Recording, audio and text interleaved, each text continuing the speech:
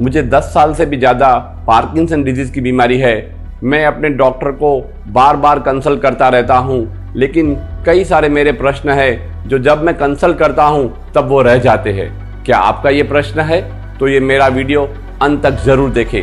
नमस्कार दोस्तों, मैं हूँ डॉक्टर जयंती गुरुमुखानी। आज मैं आपसे बात करने वाला हूँ पार्किंसन डिजीज़ के बारे में। पार्किंसन डिजीज़ ये 65 साल की उम्र के बाद दिखाई देने वाली बीमारी है और इस बीमारी में ब्रेन में डोपामिन सीक्रेटिंग सेल्स है वो कम डोपामिन सीक्रेट करते हैं।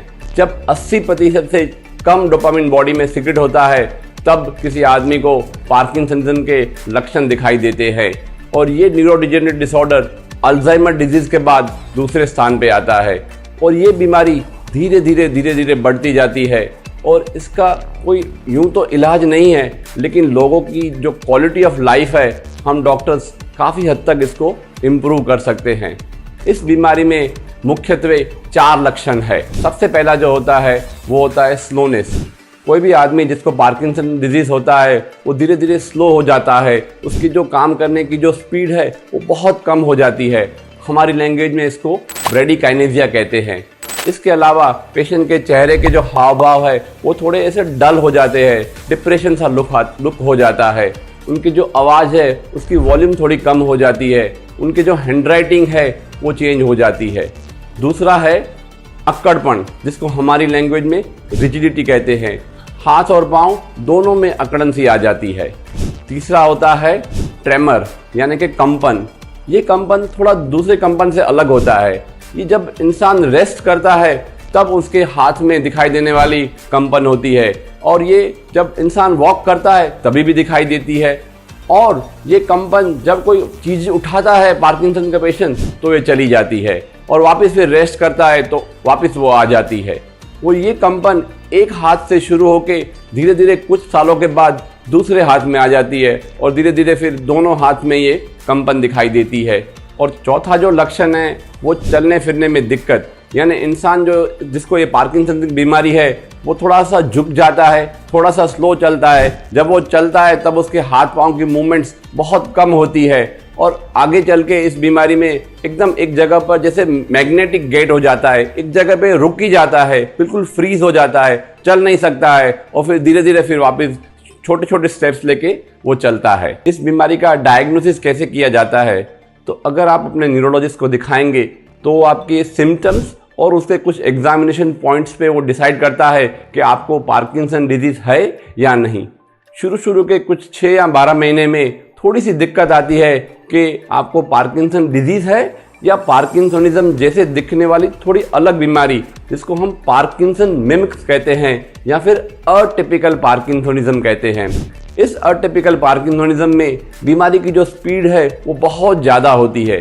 जनरली हम देखें तो जो टिपिकल पार्किंसन, जिसको हम पार्किंसन डिजीज़ कहते हैं, उसमें एक हाथ से जैसे ट्रेमर्स या स्लोनेस शुरू होती है, फिर दूसरे में आता है और ये धीरे धीरे 10, 15, 20 साल में बढ़ती हुई बीमारी है। लेकिन अगर किसी पेशेंट में एक हाथ से लेकर दूसरे हाथ में 3 महीने के अंदर आ गई या फिर शुरू के 3 महीने में या 6 महीने में गिरने लगता है या आंखों में कुछ साइंस दिखाई देती है या फिर बोलने में ज़्यादा दिक्कत होती है या फिर गले से उतारने में दिक्कत होती है या फिर उसका सोते या खड़े होते ब्लड प्रेशर में चेंज हो जाता है या फिर उसके हाथ में स्टिफ हो जाता है और उसको डिस्टोनिया कहते हैं या उसको अलग से ही मायोक्लोनिक जर्क्स आते हैं, तो ये सारे अटिपिकल सिम्टम्स होते हैं और इन पेशेंट्स को हमारी लैंग्वेज में अटिपिकल पार्किंसोनिज्म कहा जाता है। इस बीमारी का इलाज भी अलग और प्रोग्नोसिस भी अलग।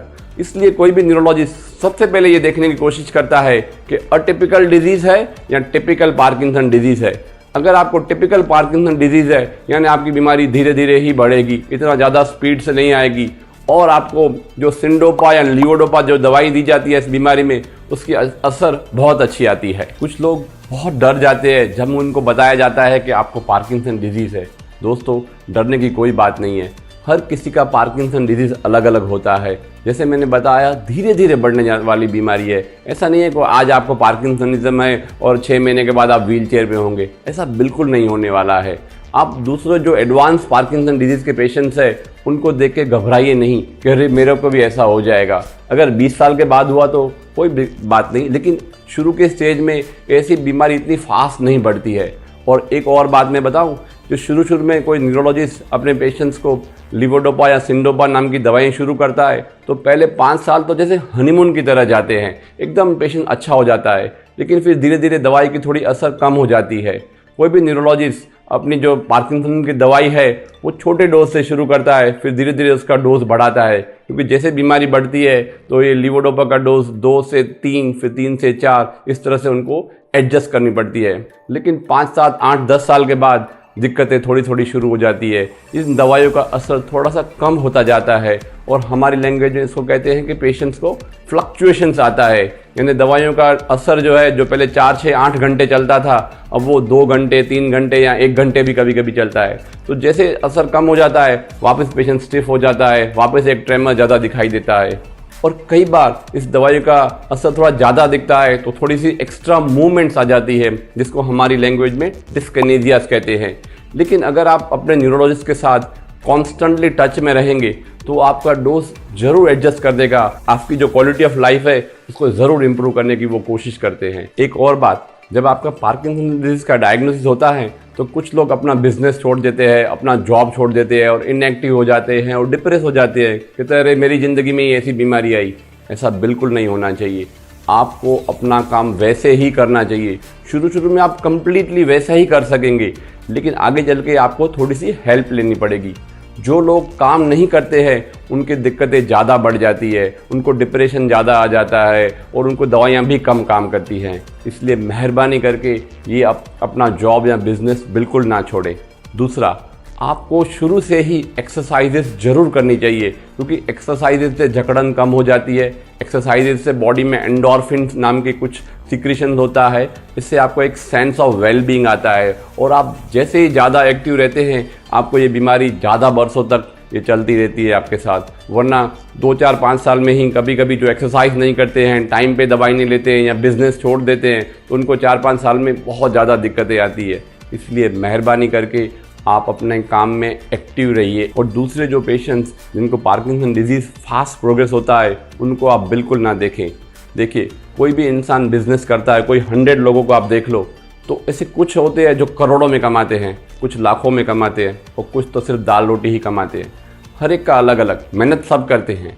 इसी तरह पार्किंसन डिजीज़ में भी जो प्रोग्रेस होता है, किसी का फास्ट प्रोग्रेस होता है, किसी का मीडियम, किसी का स्लो।